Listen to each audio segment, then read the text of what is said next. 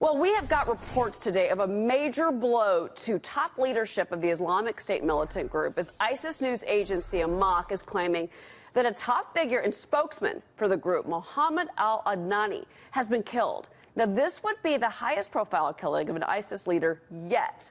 But this is happening as Secretary of State John Kerry is suggesting that the press would, quote, do us all a service if it didn't cover terrorism quite as much.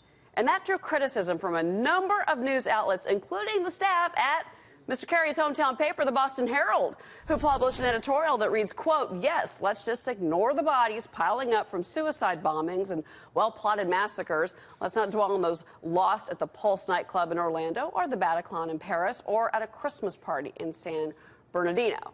Let's just close our eyes and maybe it'll all just go away. Boston Herald, folks. Quote by quote. Well, John Hanna is the former Deputy National Security Advisor for the Middle East to former Vice President Dick Cheney. He joins us now with his take on how significant, sir, the death of this ISIS leader is in the fight against the group. And also, I want to get your take on John Kerry's statement. I mean, Ambassador John Bolton told Fox News Channel yesterday that Mr. Kerry should just go ahead and work for The Onion if he's going to make comments like that. Yeah, no, it's extraordinary, it's depressing, but it's par for the course for this administration that simply has refused to recognize that we are in a genuine civilizational struggle with radical Islamic jihadists. It has constantly sought to downplay this problem, refuses to name the enemy, tells us 4 years ago that ISIS has been decimated, or that al-Qaeda has been decimated, ISIS is the JV team, and yet the killings in Paris, in Brussels, in Orlando, in San Bernardino, and in Nice, those hundreds and hundreds of bodies are very, very real. The American people are not exaggerating this threat. They're simply led by an administration right now that doesn't want to recognize reality. Yeah, ask airline passengers in Germany this morning, in Frankfurt, as that airport terminal was evacuated due to fears of a security breach, how, if they want to just not talk about terrorism. Let me ask you this. Russia had come out initially after the U.S. had reported its potential airstrike against this top ISIS official. Russia coming out saying that it was them.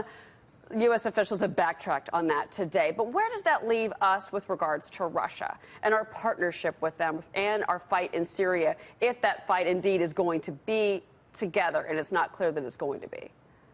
Yeah, I'm very, very skeptical that there's any real ground here for strategic cooperation between Russia and the United States. There may be some tactical opportunities. I certainly don't believe that the Russians successfully made this hit on Adnani. I don't believe anything that comes out of Russia's mouth right now. They're all about deception and lies, and the first priority of building up Putin in Russia vis-a-vis the United States.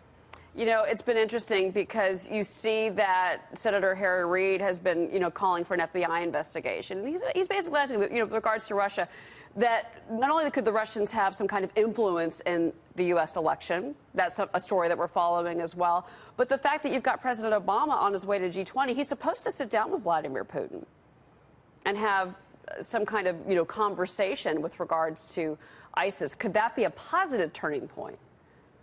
I mean, only if the president really dramatically changes course. There have been feckless responses to Russia's aggression in Ukraine, to Russia's large-scale military deployment into the Middle East, into Syria, and there's been no response so far to the escalating series of cyber attacks against the United States, including what looks like a Russian threat to the integrity of our elections, the central institution of our democratic system. So unless the president starts responding to this, reestablishes some level of deterrence with Putin, the Russians are going to continue to push and push here in ways that could become very dangerous and lead to an unintended escalation. Sure. John Hanna, Foundation for Defense of Democracies, Senior Counselor. Thank you very much for your take, especially with this latest news on this potential kill of an ISIS leader. Sir, thank you very much. We appreciate it. Thank you.